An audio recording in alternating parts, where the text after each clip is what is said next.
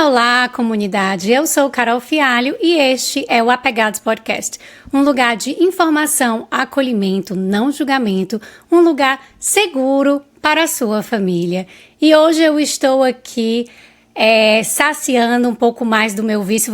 Se você escuta o Apegados há muito tempo, vocês sabem que eu tenho um vício em TOs, que eu tenho um problema, eu sou viciada em conversar com TOs, adoro TOs, preciso de TOs o tempo todo por aqui. Então, eu estou saciando o meu vício hoje, a gente vai conversar com Raquel Petroni, TO, e vamos estar conversando sobre autonomia, um tema que eu também sou apaixonada, mas antes de tudo, Raquel, seja muito bem-vinda ao Apegados, tudo bem com você? Conta um pouquinho da sua trajetória pra gente. Oi, Carol. Oi, comunidade Apegados. É um imenso prazer agradecer o convite, né? Eu, como ouvinte do Apegados e fã de podcasts em geral, estou assim, super honrada de estar aqui conversando e amei esse apego com as TOs, né? Que delícia. Bom, menina, eu sou viciada. Que bom, a gente tem muita coisa, né, para compartilhar. E ainda mais quando a gente vai falar de infância, né? Eu sou TO da infância, então é isso aí. Eu sou Raquel Petroni, eu sou terapeuta ocupacional, sou formada há mais de 20 anos. Quando a gente passa dos 20, a gente diz assim, mais de 20. Exatamente. Eu sou casada, sou mãe de 2 adolescentes já, uma de 14 e uma quase 17. Eu atuo no consultório como TO da infância e para todas as infâncias. Eu tenho pós-graduação em psicologia e prática de saúde e em desenvolvimento infantil na primeira infância, né? Também tenho certificação em integração sensorial e diversos aprimoramentos na área da infância que é uma enorme paixão, né? Eu sempre trabalhei com infância desde a faculdade. A infância é uma paixão, né? Eu tenho um verdadeiro encantamento pelo desenvolvimento infantil. Eu acho, assim, uma coisa mágica, aquela interlocução, a soma daquelas microhabilidades que vão se somando, que vão gerando competências e que atendem às funções, né? Como terapeuta ocupacional, função está ali também dentro do meu objeto de trabalho. Então, eu sou apaixonada pela infância. E o tema autonomia vem também dentro aí desse pacote. Sim, e como a gente vai estar falando sobre autonomia, eu gosto muito de trabalhar definições, né? Assim, como que você define a autonomia, como que ela é definida na terapia ocupacional e qual é a importância da autonomia no desenvolvimento infantil? Carol, a terapia ocupacional, na TO, o termo funcionalidade, ele é o principal objeto de trabalho, né? O termo ocupacional, ele vem de ocupação, que é o quê? O fazer significativo do indivíduo. Todos nós temos os nossos fazeres significativos, a nossa ocupação. Inclusive, a gente usa muito essa pergunta, né? Qual a sua ocupação? Às vezes é uma coisa até que a gente preenche num formulário. Sim. Então, a ocupação para um adulto, ela tem muito relação com o trabalho, né? O que a gente faz enquanto labor, trabalho, e sobre também a realização de forma independente das nossas atividades cotidianas, né? Então, darmos contas de nós mesmos, né? Do ir e vir, do se gerenciar e tal. Então, isso parece ser muito natural, mas se você perde algo disso, né? Se você perde a habilidade, a competência de alguma ocupação dessa, isso gera um impacto muito significativo na sua vida, né? Com a criança, a gente olha para o brincar como a principal ocupação, como essa principal fazer significativo, e outras áreas também em paralelo, como a participação social, que é a interação, as atividades da vida diária, né, que aí vão envolver alimentação, higiene, sono, vestuário, lazer, essas atividades do cotidiano, que são, né, ali da vida diária, e a aprendizagem acadêmica, que está inserido na escola. Então, essas são as principais ocupações da criança, né? E aí, como são os principais que a gente chama papéis ocupacionais, né? São nossos papéis ocupacionais. E a forma como a gente realiza esses papéis, a gente denomina de desempenho ocupacional. Então, são termos que a gente usa muito, né, na TO. Então, para mim, mim, enquanto terapeuta ocupacional, é meu papel, é minha responsabilidade, é meu objeto de trabalho e de estudo, olhar, né, para a autonomia e para essa construção de independência, de funcionalidade, como um meio, um veículo e essa possibilidade de desenvolvimento. É por aí, é por essa via que a criança vai se desenvolver, se apropriando do seu fazer significativo, né? Então eu vejo muito assim a potência do desenvolvimento infantil sendo oportunizado na sua melhor condição, né? A partir disso, isso tem uma relação direta com a autonomia e eu amo esse tema por isso, porque eu vejo que a autonomia é o campo fértil para que esse desenvolvimento, para que essa independência e esses papéis ocupacionais se desenvolvam, né? Então eu acho uma relação muito íntima. No meu cotidiano, eu me uso de muitas avaliações, instrumentos e protocolos, né? E isso guia muito a minha conversa com as famílias, porque a nossa medida é a funcionalidade. Então, quando eu recebo uma criança, não me importa, né, exatamente o que ela faz em termos de habilidades, mas como ela utiliza essas habilidades no cotidiano dela, né? Eu sempre gosto de falar que as habilidades, elas servem às funções. Só ter habilidades e não colocá-las em funcionalidade não tem sentido, né? Então, por exemplo, a gente às vezes vê famílias que, ele já sabe contar até 20, né? Acham assim, se pegam muito em marcos, em ganhos dessa forma. Ok, mas o que é que ele faz com essa contagem? Né? O que é que ele faz com esse 1 a 20? Ele consegue quantificar, ele consegue entender de esperar até o 20, ou de separar tantos objetos na sua contagem, na sua quantificação? Então, o meu olhar enquanto TO vai muito dessa ótica, né? Que não importa só ter habilidades, mas sim ter função dessas habilidades. Maravilhoso.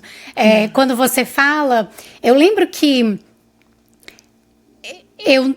claro que eu trabalhava com crianças, né, na minha clínica, na psicologia, só que eu ainda não era mãe por muito tempo como um psicólogo infantil.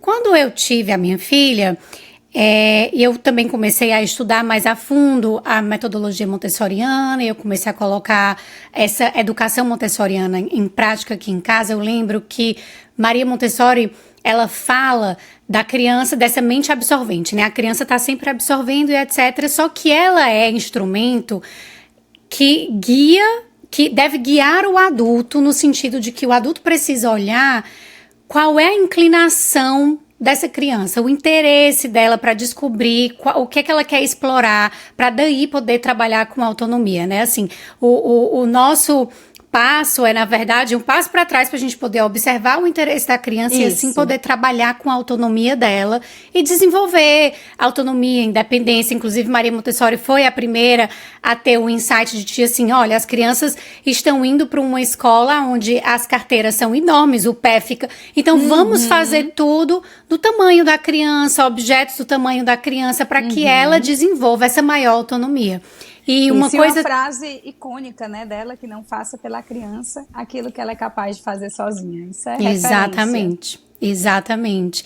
E o quanto que isso é difícil para os pais quando a gente vai trazer para o dia a dia, porque uma das coisas que ela também trabalha muito é do ambiente preparado, e parte desse ambiente preparado é de você ter as coisas realmente ao alcance da criança. Essa casa, ela é a casa da família. Então, a criança, ela deve se sentir participante, né, cooperativo dessa família, dessa instituição familiar. Mas se eu tô numa casa onde o sofá é branco, as paredes são cheias de obra de arte, não existe espaço para essa criança se mexer, explorar e etc. A cozinha, a criança não pode nem entrar na cozinha porque é considerado como um espaço perigoso, né? Então, assim, o quanto que nós vamos poldando as crianças sem perceber, porque não estamos adaptando o espaço onde ela está inserida para as suas potencialidades, para que ela possa desenvolver as suas potencialidades, né? Então, assim, isso é um insight que muitas pessoas não têm, assim, ai, Carol, eu nunca pensei nisso. E aí reclamam que a criança, é preguiçosa, quer passar o dia no sofá. Eu disse, mas gente, o quanto que esse ambiente está convidando a criança, está permitindo com que essa criança desenvolva a autonomia dela. Demais, Carol. Total. Faz todo sentido, né? Eu costumo falar que a autonomia, ela não pode ser uma punição, ela é um mérito, né? A autonomia é porque você é capaz, não é porque, não vou fazer para você não, e vai lá e faça só, né? Então, isso é um ponto que eu vejo muito, muito importante. E o que eu percebo também, né, o que eu gosto sempre de falar, é que a autonomia, ela não é um marco, né? Ela não acontece como um andar. O andar, você lembra o dia que a sua filha andou, ela tinha tantos meses, ou um ano e tanto, né? E foi naquele dia. E quando um bebê está prestes a andar, você pode até dirigir mais estímulos para aquilo ali de uma forma mais intensa, né? Mas a autonomia não é assim, né? Ela não é apenas em um momento, ela vai sendo construída de forma gradual e em parceria. E o que eu vejo muito, né, que remete ao que você falou, que é até cruel, que são crianças que numa primeiríssima infância, até os 3 anos, elas foram muito tolhidas em oportunidades dessa autonomia, e mais adiante, de uma hora para outra, chega uma cobrança para fazer tudo só, né, para se virar, para saber fazer, de algo que ela não teve base, que não foi dado base, né? Então, isso daí é algo muito forte, porque se fica até um determinado momento sem oportunizar e, de repente, a sociedade e a própria família cobra, né, dessa criança. Sim. Eu ouvi, inclusive, essa semana de uma paciente adolescente, ela falou assim, olha, eu me sinto ao mesmo tempo cobrada pelos meus pais para fazer coisas e ao mesmo tempo que eu me sinto cobrada, eu sinto que eles não confiam em mim para fazer as tarefas, porque eles estão sempre se intrometendo, cobrando e chegam e querem e acabam fazendo por mim, não permitindo o meu tempo de desenvolvimento dessa habilidade, né? Não permitindo que eu faça. E aí foi um exemplo muito específico, um dos exemplos, né, que essa paciente trouxe foi, meu pai tá me ensinando a dirigir. Eu tô aprendendo a dirigir. Mas ele não para de falar 1 minuto enquanto eu estou dirigindo. Eu disse, eu posso fazer do meu jeito? Assim, será que daria para eu ter tempo? E uma coisa que eu falo muito desde que eu comecei a dividir sobre desenvolvimento infantil, dividir a educação com a minha filha, que é basicamente montessoriana, a minha filha, desde pequenininha, se metia em ambientes e lugares que todo mundo ficava, Carol, pelo amor de Deus, essa menina vai cair. Carol, pelo amor de Deus, como é que ela consegue fazer isso? Porque ela é permitida fazer. Isso. A gente não polda, né? Assim, a gente permite que a criança explore e que vá desenvolvendo essa autonomia com segurança. E aí é a minha pergunta, né? Como que os pais podem estar promovendo, Raquel, um ambiente familiar para desenvolver a autonomia das crianças, claro que aí de acordo com a idade de cada momento da infância. Carol, quando tu falas, né, da criança, da tua filha, né, que se aventura e as pessoas ficam, né, e tal. Também gosto muito do referencial teórico da Amy Pickler, né, que também você deve conhecer, que vem muito por essa questão da criança fazer por si. E ela comprova, né, que as crianças que tiveram maior autonomia motora, elas caem menos, elas se machucam menos, elas desenvolvem essas habilidades motoras com mais segurança, elas confiam mais no corpo delas, né? Então, elas antecipam uma queda, elas conseguem lidar melhor com obstáculos, porque elas, de fato, experimentaram mais, né?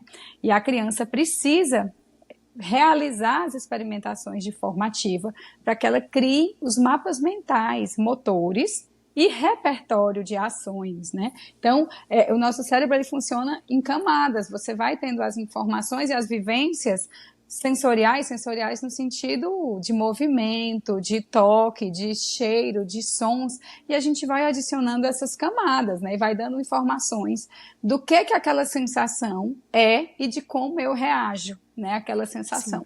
E quanto mais experimentação, isso a gente só consegue construir por prática, né? Não existe você ensinar verbalmente, você tem que construir prática para realmente consolidar esses mapas. E nós ainda mesmo adultos precisamos dessa prática, né? Na hora de dirigir, por mais que já sejamos ali com 18 anos, você pode ensinar verbalmente, te mostrar vídeos, fazer tudo, todos os recursos, mas você só consegue quando você vai repetindo e praticando, né? Então, sim, a criança, claro, precisa dessa repetição das coisas ali iniciais. Quanto às questões das estratégias, né? Eu, por trabalhar, né, com crianças e com famílias que me chegam porque algo não vai bem, né? As famílias procuram a terapia ocupacional quando algo não vai bem, algo no desenvolvimento ali de alguma esfera não está indo bem, né? Então já são famílias que já vêm nos procurar nesse sentido. E eles perguntam muito, as famílias, eles querem muito, recebem muita pergunta, como é que eu posso estimular em casa? O que é que eu faço para melhorar o desenvolvimento em casa? E eles buscam muito assim, muitos pais buscam, que eu diga, atividades, recursos para eles comprarem, né? Que brinquedo eu compro? Eu sento para fazer de que forma? E a minha primeira orientação é, use o cotidiano. Use a vida real, use as oportunidades que você nem vai precisar construir. Elas estão ali, né, na sua frente. E que oportunidades são essas, né? A rotina e a interação. Quando é um bebezinho, né, você pensa, mas assim, um bebê, autonomia, como que um bebê vai ter autonomia, né? Quando a gente fala de um bebê, a gente vai para os pilares do vínculo e do cuidado, né? Que são os pilares básicos aí de você ter cuidados que são narrados, né? Cuidados que eu digo, eu tô trocando a fralda, eu tô explicando pro bebê que eu tô trocando a fralda, eu tô dando um banho, olha, a aguinha vai vir, ai, que água gostosa, ah, você gostou, né? O bebê, ele aprende o sentido dessas coisas pela nomeação desse adulto cuidador, desse adulto que imprime olhar, conexão, afeto e um conforto, não só um conforto físico, mas um conforto emocional. Porque esse adulto começa a entender de que forma que ele gosta mais. Né? E a gente vê quando um bebê tem um cuidador atento, ele diz, não, ele gosta desse jeitinho aqui, ele gosta que eu segure ele assim, ele gosta, o bebê nunca disse isso para esse adulto, né? Esse adulto leu nos movimentos, leu na interação, nos gestos com esse bebê, né? Então isso é autonomia porque é um adulto atento que permite que esse bebê seja protagonista, né? Que ele não seja ali um boneco de pano, né? Quando esse bebê vai ficando maior, a gente vê que o primeiro ano ele é um boom, né, de aprendizado, porque o bebê sai da total dependência para andar.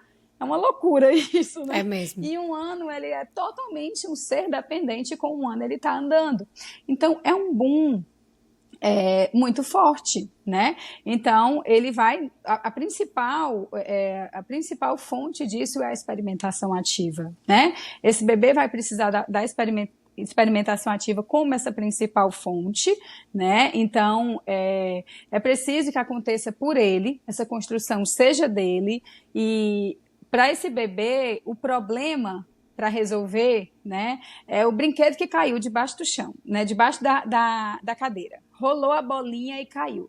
Aquilo ali é o maior problema para ele resolver e ele precisa, né, dessa estratégia. Como é que eu vou pegar? Eu vou por aqui, eu vou por ali. Nessa hora ele está criando, né, repertórios e mapas mentais de como o corpo dele funciona, estratégias, né? Isso é um brinquedo que ele tenta encaixar e não vai, né? A gente vê às vezes aqueles encaixezinhos, o bebê fica lá tentando o triângulo no buraquinho que é o círculo e não entra. Ele precisa da tentativa e erro, né? Para isso também gerar tolerância, frustração, mudança de plano, né? Então, tudo isso vai ter repercussão lá na frente na autonomia. Então, puxar a própria mochila, guardar os brinquedos, tirar uma sacola de compras do carro, levar o prato para a cozinha, né? Tem dezenas de atividades do cotidiano que uma criança, desde muito cedo, pode participar, né? E a gente pensar também que você não é de uma hora para outra que ele faz essa atividade toda. Mas, assim, a tarefa, uma estratégia legal é você dividir a tarefa em etapas, né? Então, vão ter etapas dessa tarefa que ele pode fazer e você vai, como a gente falou, é uma conquista gradual e dinâmica. Então, você vai entrando e saindo de cena, né? Sim. Não é sobre uma virada de um dia para a noite a criança fazer só, mas ela ser um participante ativo, né? Às vezes, algumas coisas a gente traz pronto, muito rápido para a criança. Eu mesma, como mãe, né? A minha filha mais velha já vai fazer 17 anos agora, então tem muita coisa que eu não sabia, que eu vejo hoje com muita clareza. Então, Eu me lembro, até tive um apoio de uma psicóloga no início, algumas questões que eu queria tirar dúvida, e me lembro muito dela falar isso, assim, de eu dar o poder de fala e de escolha para ela, né?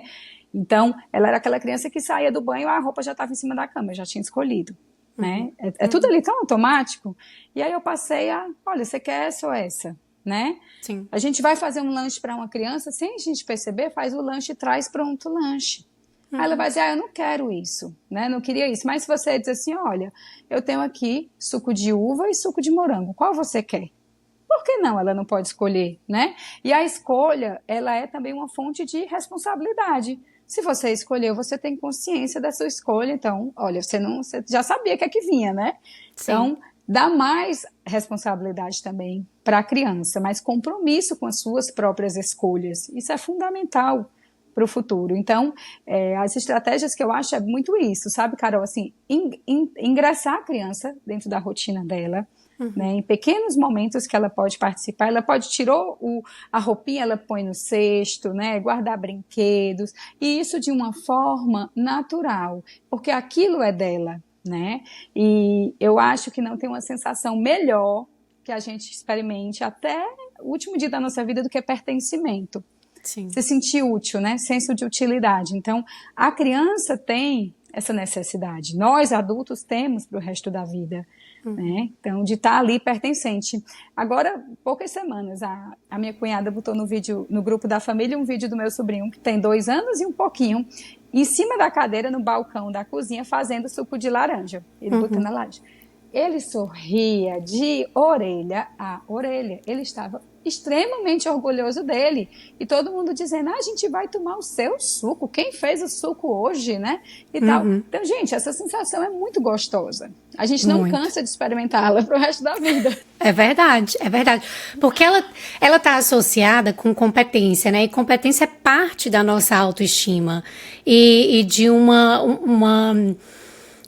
do bem-estar. A gente precisa ter um senso de competência para tanto gostarmos de nós mesmos e também entender qual é o nosso propósito no mundo, né? Assim, faz parte, é um dos pilares aí da autoestima. Inclusive, eu tenho um episódio aqui falando sobre a autoestima e eu falo muito de incentivar a autonomia. Quando você estava falando, me remete muito à atividade de vida prática que Maria Montessori também já falou há muitos anos atrás. E o quão importante é a gente não interromper. É conseguir encontrar a criança onde ela está, no seu nível de desenvolvimento, mas segurar a onda para não interromper. E esse é um dos meus mantras maiores, assim, de vida. Não interrompa a criança. Não interrompa a criança. E as pessoas, não, Carol, mas eu não interrompi. Não, eu não botei a mão. Mas, ao mesmo tempo, tava o tempo todo falando, não, filha, tenta de novo. Não, filhinha, não é assim. Gente, não interromper é não interromper. É segurar a onda, é ficar de boquinha fechada, observar a criança, participar de todos esses mecanismos aí neuronais que estão acontecendo. Quando ela pega na laranja, ela vai sentir textura, ela vai sentir temperatura. Quando ela vai espremer... Quando a gente está falando ao mesmo tempo que a criança está realizando a atividade, nós estamos bloqueando aí... Isso. Importantes saberes que poderiam, né, que estão se formando, porque a criança agora tem que dividir a atenção dela, né, assim, tem que estar dividindo a atenção o tempo todo, porque os pais estão falando o tempo todo, porque tem alguém narrando sua atividade, mesmo que seja aí um elogio, né, mesmo que seja, a gente estava celebrando, mas calma, segura a onda. Ponto, né? Às vezes é muita pra tudo, né, muita festa, e aquilo ali... Nossa, é bacana por ele mesmo. Ele não está fazendo para agradar o papai e a mamãe. Não é porque a mamãe acha linda e a mamãe fica feliz. Claro que ela pode ficar, é genuíno. Mas de ter essa consciência que é por você, né? Que é para você, né? Isso é muito forte. Mas a gente vai sendo muitas vezes, assim, eu vejo os pais sendo atropelados pelo cotidiano de resolver as coisas, né? Nós temos que estar mesmo muito atentos a essas oportunidades. Me lembro que a minha filha tinha mais ou menos uns 10 anos e ela chegou em casa, o livro de inglês, do curso de inglês, estava... Quando ela recebeu e quando abriu, estava todo descolado no meio, veio com defeito. Mãe, agora? Filha, na próxima aula, você vai lá, Na recepção você mostra, explica que eles vão resolver. Mãe, tu não vai lá? Não, você é capaz, meu amor, dá certo por você, né? Então, é realmente entender do que a criança já é capaz, porque a gente, quando vê, já pegou, já fez, né? Já pegou pela mão e já Porque é mais fácil, né? Porque é mais fácil. É mais fácil, né? Que a gente evita também que os nossos filhos se frustrem, a dificuldade que os pais têm de observar os filhos passando por um momento de frustração, muitas vezes não entendendo que aquele momento de frustração é super importante para o desenvolvimento da autonomia. Né? Assim, a tarefa ela não pode ser nem tão difícil, nem tão fácil. E aí a criança vai aprendendo e à medida que ela vai aprendendo, você vai aumentando um pouco mais a dificuldade. Você falou isso da tarefa e me remeteu, né, a um conceito que é da terapia de integração sensorial, que chama o desafio na medida certa. Então, você está o tempo todo ajustando o desafio da criança dentro da intervenção, né, que funciona para muitas coisas da vida, para que ele não seja, né, nem tão fácil que desmotive e nem tão grande que só frustre. Né? Então, ela tem que estar ali sempre rompendo um pouquinho.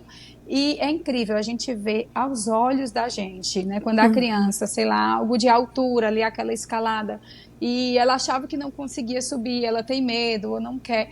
E quando ela conseguiu pegar, os olhos brilham e ela vai e pega mais, né? Então, ela precisa desses pequenos obstáculos, né? De forma segura, né? E como você falou, essa interrupção, ela, além de não acontecer, às vezes, mesmo sem interromper verbalmente, não há um olhar de aprovação, né? Sim. Há, assim, uma cara de, isso não vai dar certo, né?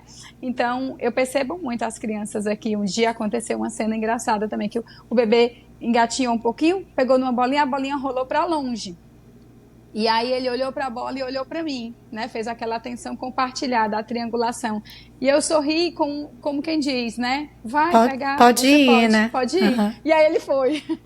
Né? É muito lindo, porque é gestual também, é uma linguagem, né? Que é muito antes das palavras. Então é uma postura dos pais, né? Também, diante daquele momento ali, né? Então... Sim, muito da nossa comunicação é não verbal, né? Assim, é da maneira como a gente se coloca. Às vezes o pai diz, não, Carol, mas eu deixei na escola e eu disse, filha, vai dar tudo certo e tal, mas a postura da mãe era de um medo, de uma ansiedade, e os nossos filhos, eles vão captar isso também, né? Eles vão captar a nossa ansiedade muito sutil, é muito sutil. Demais, e eles pegam. Carol. Eu estava falando um dia desses sobre isso, assim, né? Que na época dos nossos pais e avós faziam condutas que hoje a gente vê que não eram legais, mas eles faziam com muita propriedade, né? Com muita verdade. Eles não deixavam essa brecha. E hoje a gente percebe, eu vejo muito isso, assim, diante de um comportamento disruptivo, algo assim com a criança, os pais em segundos passam na cabeça deles, né? Assim, ignoro, abraço, brigo. Eles têm 3 caminhos bifurcados o tempo todo, né? Então, ter a certeza do que fazer, né? Ter a propriedade e a segurança que esse é o meu caminho, é também uma insegurança, né? Dos pais. Muito.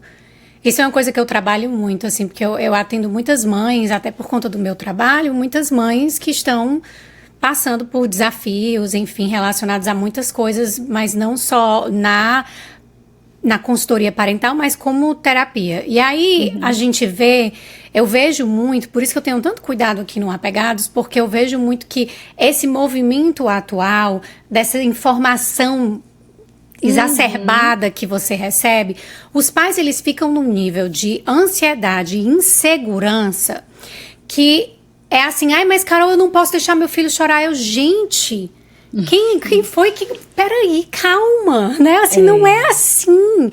A gente precisa ter um nível de segurança em nós mesmos, na nossa liderança e na nossa posição como líderes da família, né? Para estar também ajudando os nossos filhos a desenvolverem essa autonomia. Porque se eles olham para esse pai, e esse pai tá inseguro, esse pai não sabe, ele vai passar uma informação, de novo, não verbal para essa criança de que, não sei, talvez é melhor não. E aí a criança fica insegura e não tenta, né? E é muita assim. informação mesmo. Eu costumo dizer para as famílias que, assim, que elas recebam e passem na peneira pessoal das suas próprias crenças, culturas, que nós somos enraizados e que ninguém muda, né, um comportamento de que vem de gerações, que você traz ali comportamentos e crenças que, por mais que você deseje, elas estão ainda em desconstrução, né? Com então, certeza. use essas informações todas que os pais hoje são enxurrados mesmo, com muito cuidado, né? Muito cuidado e consciência do contexto, né? Assim, é importante a gente sempre estar levando em consideração, quando você fala essa questão cultural, me veio muito quando a minha filha era pequenininha, recém-nascida, com 3 meses, a gente foi pro Brasil e eu furei o brinco, né? Fiz o brinquinho dela, a orelhinha dela. E desde sempre a minha filha comunicava pra mim da maneira como ela podia, como neném, que ela detestava brinco. Ela perdeu 3 brincos porque ela ficava puxando. E eu encontrava um brinco que evitava... Assim, ao invés de ouvir a minha filha, eu tava tão presa na crença e na cultura da minha cidade, do meu país, exato, que tem que usar brinco, né? Que aquele é o sinônimo de feminilidade e que a minha filha precisa... As pessoas precisam distinguir. Aqui nos Estados Unidos, nenhum recém-nascido usa brinco. Se usar é porque é latino, né? Assim, mas americano não usa brinco. E aí... Chegou o momento em que eu tive essa percepção, eu disse, gente, por que eu tô fazendo isso com minha filha? O meu marido olhou pra mim e disse, Carol, tu tá vendo o nível? Aí eu disse, é verdade. E aí eu fui, tirei. E aí, a partir disso, eu também comecei a ressignificar todas as outras coisas, né? Assim, a minha filha, desde muito cedo, ela escolhe a roupa que ela quer usar. Sim. Eu... deixo reservado aí para os momentos onde essa questão ela é mais formal, né? Assim, eventos formais, mas no dia a dia, minha filha escolhe a roupa dela desde muito cedo. E aí, claro que é uma criança escolhendo a roupa. Ela vai descombinando para todos os cantos. Assim, nada combina com nada. É brilho com... Exato. Mas é assim que ela vai desenvolvendo o gosto, a autonomia. As crianças, elas só aprendem a escolher se elas têm oportunidade de escolha. Total. Né? Então, assim, é importante a gente dar liberdade e parte disso vem também de reavaliarmos as nossas crenças, a crença do que a gente acredita, né? Do que é melhor para a criança, que muitas vezes podem estar no meio aí da criança poder desenvolver a sua autonomia. Isso. Eu percebo muito que os pais desejam. Se você perguntar para qualquer pai, ele vai dizer, eu queria que eles fizessem as coisas sozinhos, né? Sim. Ele deseja isso, mas ele acaba no dia a dia sendo meio que atropelado, antecipa essas ações, e antecipa geralmente por 3 motivos, 3 fatores, né? Ou ele acha que a criança não é capaz, que ela não vai conseguir, né? Ou por pressa, né? Aquela coisa, não dá tempo e tal, ou por superproteção, né? Por controle, né? E superproteção também. Então, geralmente está aí nessa raiz, né? do problema. Então, exige ali também você dar espaço, tempo e como eu falo para as famílias, assim, você não precisa de uma hora para outra, todas as vezes que a gente vai sair de casa, ele vai se calçar sozinho. Vamos lá, vai ter uma vez ou outra que você está um pouquinho apressado, isso pode acontecer de você ajudar mais, você ter que calçá-lo, mas ele tem que ter em algum momento esse espaço, né? Sim. Ele tem que ter esse tempo. Aqui na porta da minha sala, eu tenho um banquinho e assim, tirar e colocar o sapato faz parte do atendimento, né? Desde muito cedo. E bebês, ele senta no banquinho, ele estica a perninha para... Ele te sinaliza, vamos tirar o sapato, né? Mesmo que ele não saiba ainda sozinho. Então, isso tem que ser oportunizado, porque de repente o tempo passa e você vê ali uma criança passiva, né? E aí vem os estalos dos pais, né? Que ele não sabe fazer nada, só, né? E tal. E a gente vai ver que não houve, né? Esse tempo. E esse apoio, ele é um apoio, como eu estou falando, flexível. Você entra e sai, né? Não é um marco. A partir de hoje, ele nunca mais vai ser ajudado para calçar o sapato, não. Né? Você entra e sai, você partes da tarefa, né? Às vezes você coloca só a entradinha da meia e a criança puxa o resto. Enfim, etapas mesmo de uma participação mais ativa, né? Então, acho que pensar nas etapas é uma boa estratégia para aderir a essa mentalidade. Não pensar na tarefa toda, mas pensar nas etapas, né, dessa atividade. Em que etapas ela pode, observa mais a criança, né, e em que etapas ela pode estar participando mais. Eu gosto sempre de fazer, assim, quando as pessoas reclamam de birra, eu escuto muita gente falando, birra precisa de acolhimento e tal, e aí fica todo mundo muito voltado para essa questão do acolhimento, das emoções, etc, etc. E aí eu falo, gente, olha, nos momentos de birra, claro que acolhimento é importante, mas a birra ela pode estar representando muitas outras coisas. Inclusive, e aí eu falo que por trás de toda birra existem necessidades. Uma das necessidades é uma necessidade realmente de afeto, de acolhimento, e outra é uma necessidade de desenvolvimento de habilidades. Porque essa criança, às vezes, ela está entediada, ela não está tendo desafio suficiente no seu dia a dia, oportunidades para desenvolver habilidades, responsabilidades, né, assim, ou participação no lar, que não estejam realmente aí motivando essa criança. E as crianças, elas são tão motivadoras porque elas têm uma força de vida, né? Uma força de vontade, elas querem ser participativas, e que muitas vezes a birra, ela vai representar isso, assim, pai, mãe, eu tô precisando de mais, me deem mais, né? Assim, eu tô precisando desenvolver outras coisas. Vamos partir aí para a próxima fase do videogame, né? Assim. E às vezes até aquela sensação também, né? Aquela criança que pode tudo e que ela faz a birra, tipo, me freia, né? Me dá limite, me dá borda, porque eu tô inseguro, porque tudo que eu quero, eu faço. Eu posso, né? Eu posso. Isso gera muita insegurança, né? Sim. E eu acho que é bem também importante a gente entender o que essa frase, o que essa atitude de fazer pela criança comunica, né? Se alguém faz alguma coisa por você, vamos supor, Carol, tu vai pôr a mesa e alguém diz, não, Carol, não, deixa que eu ponho, não ponho.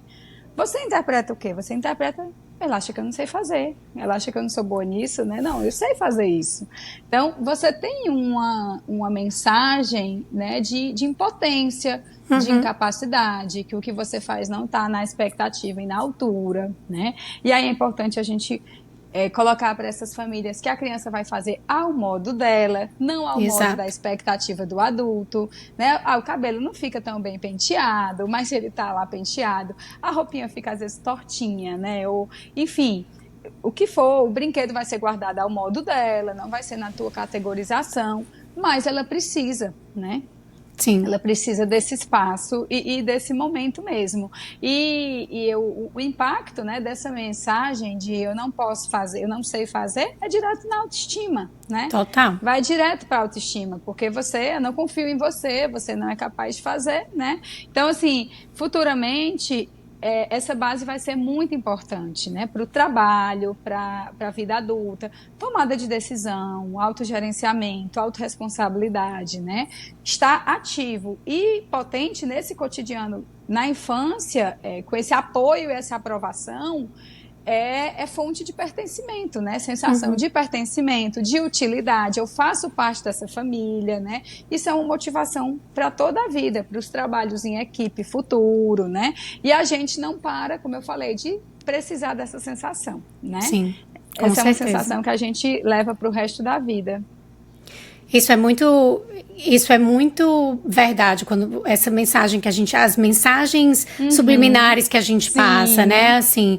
Os não ditos. Os não ditos, exatamente. E como o mecanismo psíquico da criança é muito egocêntrico, porque é importante que seja, porque ela precisa sobreviver, então tudo ela entende é comigo, é pra mim, ela precisa disso pra sobreviver durante os primeiros anos de vida.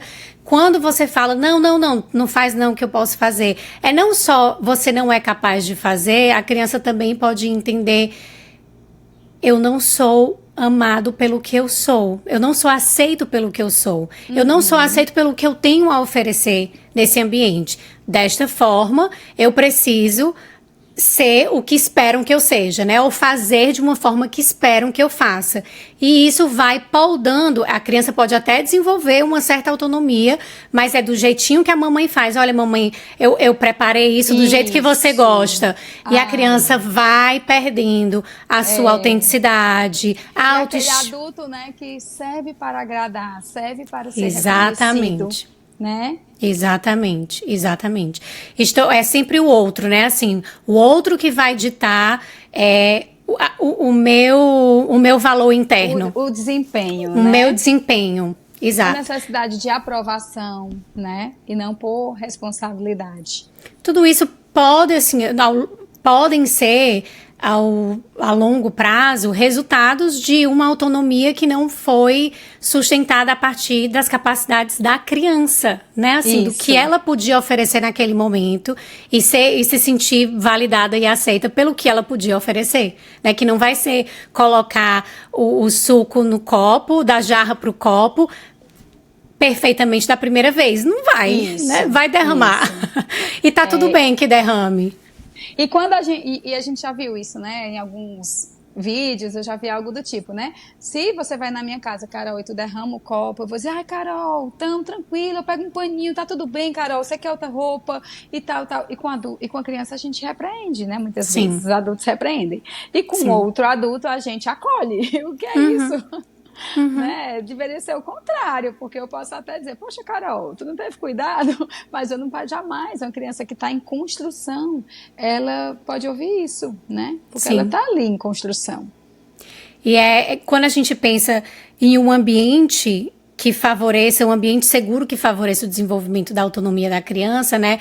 Ele tanto é físico quanto também emocional, e isso cai dentro da categoria de um ambiente seguro emocional para que essa criança possa desenvolver a autonomia, né? Assim, não é só sobre uma casa que seja preparada para a criança no sentido de que a gente tampa os interruptores, né? Que assim, não tem nada de químico que seja a livre acesso da criança, né? Exato. Mas um terreno também emocional seguro para que ela possa desenvolver o quanto que isso também é muito importante e significativo no desenvolvimento da autonomia. Isso, Carol, porque às vezes as famílias estão muito preocupadas na ambiência física.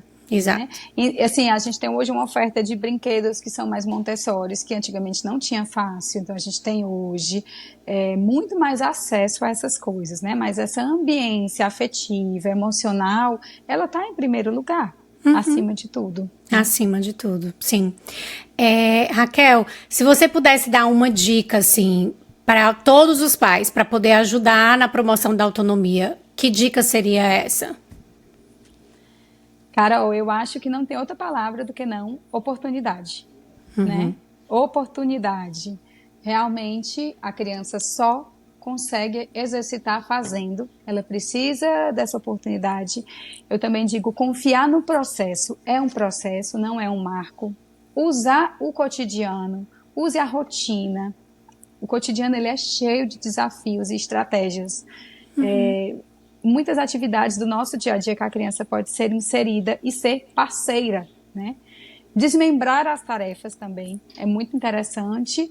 Veja, observe as tarefas que a criança, as partes da tarefa que ela pode protagonizar, né, com mais segurança.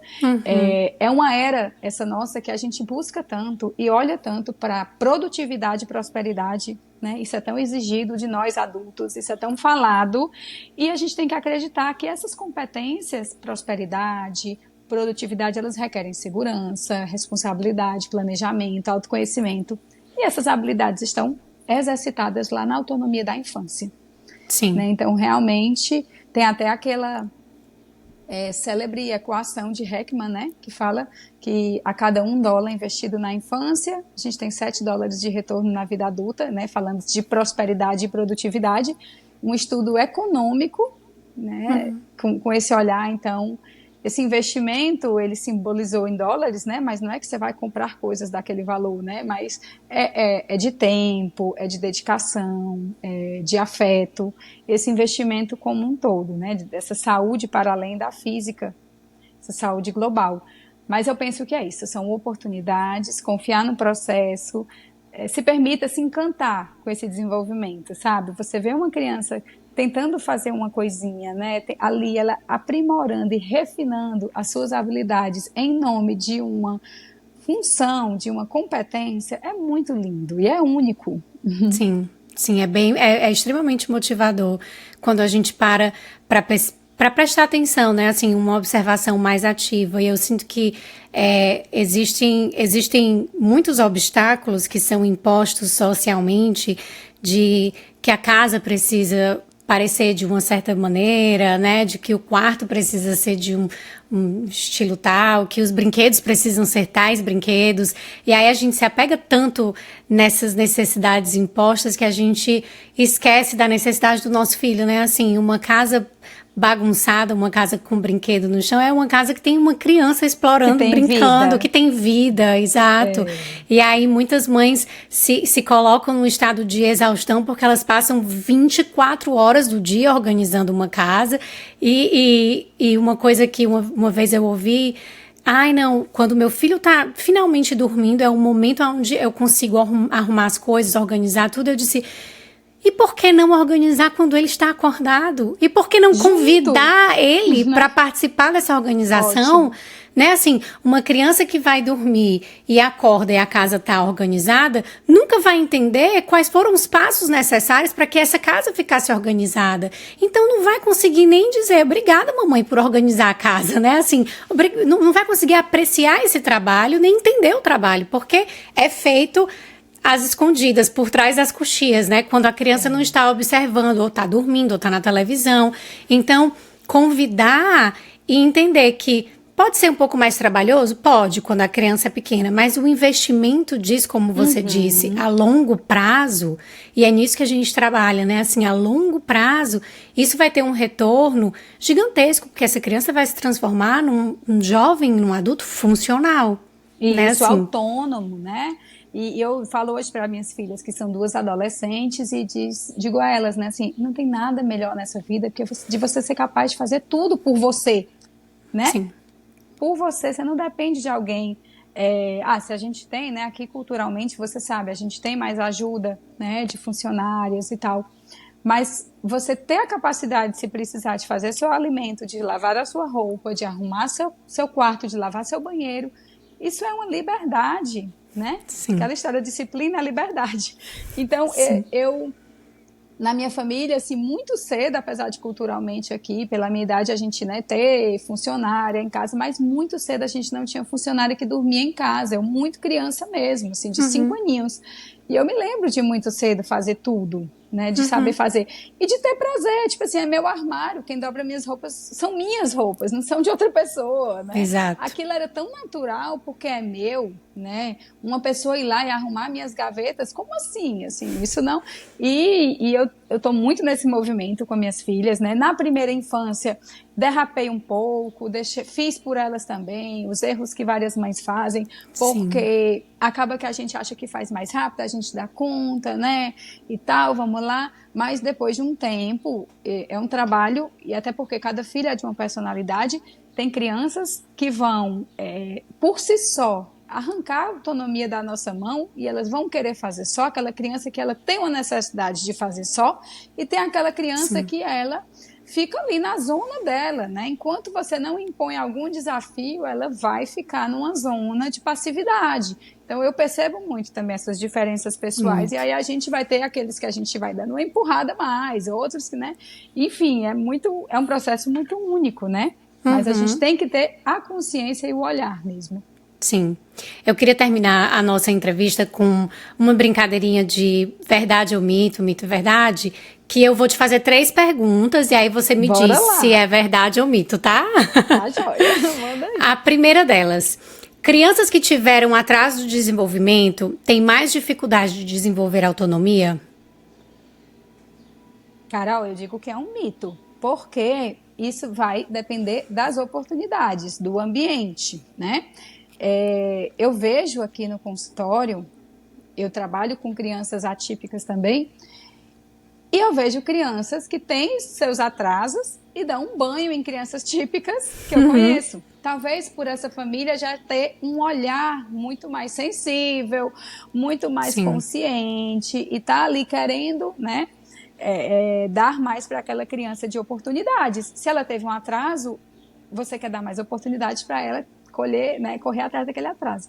E então, eu acho que isso é um mito, porque isso vai das oportunidades. O atraso ele pode ser algo pontual ali, que uma intervenção venha a tirar os danos. Sim, certo, ótimo. A segunda, parecida, né? Mas crianças atípicas não desenvolvem autonomia, que eu sei que isso é um medo muito grande, né? De pais, de crianças atípicas. Ai, mas o meu filho nunca vai conseguir desenvolver autonomia, ser autônomo. E aí, é verdade ou mito? Outro mito, porque dentro das capacidades e habilidades que aquela criança tem, e toda criança tem suas potencialidades, toda criança tem seus pontos fortes, dentro dali ela tem um campo de autonomia, de possibilidades, né?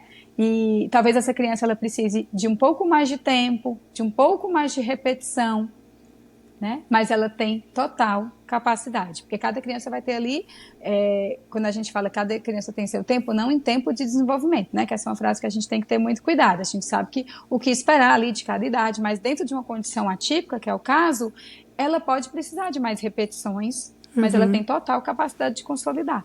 E eu já vi muitos exemplos claros aqui, né? Muitos exemplos claros. Inclusive, essa blusa aqui foi presente de um paciente meu. Ah, que linda. Porque é o nosso lema. A gente trabalha muito e a família é muito engajada na autonomia dele. E aí foi esse presente, eu achei que ficou legal para hoje. Perfeito para hoje. A última é: crianças que têm mais liberdade de exploração desenvolvem uma maior autonomia? Aí é verdade. É super verdade, né? Porque, como a gente falou, a experimentação ativa, a vivência, ela é necessária, né? A criança, ela é muito concreta, ela precisa abaixar, subir, pegar, pular, para ela entender. Uma criança, ela não aprende o que é em cima e embaixo porque você falou. Ela aprende porque ela passou embaixo de um brinquedo, de uma cadeira, ela passou por cima de uma ponte, de um parquinho, e ela vai absorvendo esses conceitos espaciais, né, que alguns até são abstratos, mas ela vai absorvendo com a vivência, com a interação do corpo dela, né, nesse ambiente. Então, sim, a criança que tem mais liberdade, ela vai conhecer melhor o corpo dela e vai ser mais hábil mesmo nas atividades. Sim. Adorei, Raquel. Eu acho assim que a mensagem que a gente pode passar, como você disse, né? Oportunidades, as crianças precisam ter oportunidades, encontrar a criança no estado de desenvolvimento que ela está, entender a necessidade daquele estado de desenvolvimento e preparar o ambiente para o sucesso dessa criança, né? Da família, do adulto também, que está inserido nesse ambiente. E o quanto que o desenvolvimento da autonomia vai aparecer positivamente e impactar vários outros setores da vida dessa criança. Então, é muito importante a gente poder identificar quais são as nossas crenças limitantes que estão impedindo, né, que a gente olhe para o nosso filho e que a gente possa estar facilitando esse desenvolvimento. Eu acho que isso é extremamente importante de pensar. Né?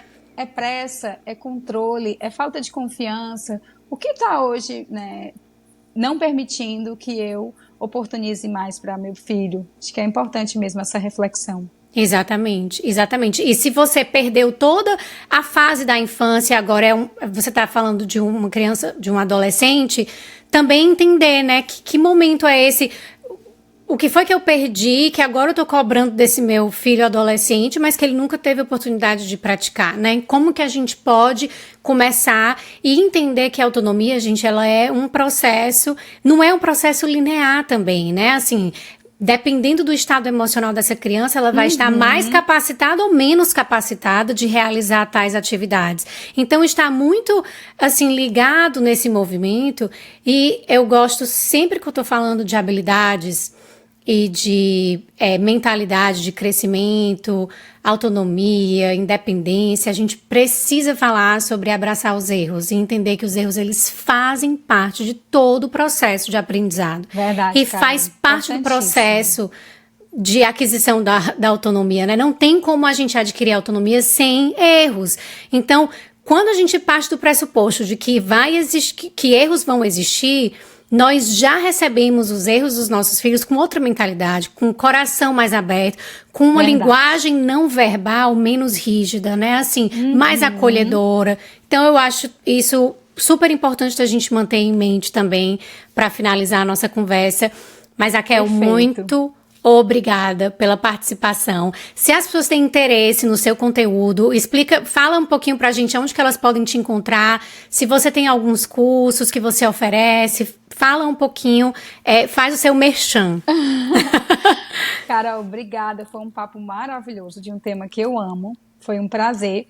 Bom, eu tô no Instagram, @toda infância, ou TO da infância, como você preferir nomear. E lá tem muito conteúdo, eu falo muito sobre desenvolvimento infantil, eu compartilho coisas, né, aqui da minha intervenção, do meu fazer, mas também coisas globais. Inclusive lá tem até lá no link da bio, tem alguns materiais e tem uma tabela da autonomia, que é gratuita. Você pode baixar lá o PDF, que são dicas e sugestões a cada faixa etária de tarefas do cotidiano que a criança, a grande parte das crianças podem ser aptas a já fazer, né, com bastante ajuda, com bastante participação. Aí tá lá para quem quiser também. Perfeito, perfeito. Claro que a gente vai colocar as informações da Raquel na descrição desse episódio. Então, se vocês precisarem, está aqui direitinho para vocês irem lá, dar uma conferida no que ela tem disponível. Mas se você acha que esse episódio foi importante, contribuiu de alguma maneira e que pode contribuir com outras famílias, vai lá. Compartilhe esse episódio, porque é uma maneira de a gente estar expandindo aí um pouco mais essa mensagem de acolhimento, de afeto para outras famílias, possivelmente mudar aí a infância de muitas crianças que vão agora ter a oportunidade de desenvolver a autonomia com mais exploração e oportunidades de exploração. E se você ainda não deu 5 estrelas para Apegados, por favor, vai lá, dá, porque isso ajuda muito a expandir a nossa mensagem. Se você também usa o Apegados com uma constância e usa profissionalmente, por favor, também considere, agora vocês podem contribuir com Apegados de uma maneira totalmente voluntária, um valor de R$1 por mês lá no apoia.se, e aí você bota /apegados, você vai lá encontrar, e dentro dessa plataforma eu também coloco newsletters, semanais para quem apoia, então você vai ter também um conteúdo extra. Muito obrigada por estarem aqui mais uma vez comigo, agradeço imensamente a presença de todos vocês e nos vemos no próximo episódio. Tchau, tchau!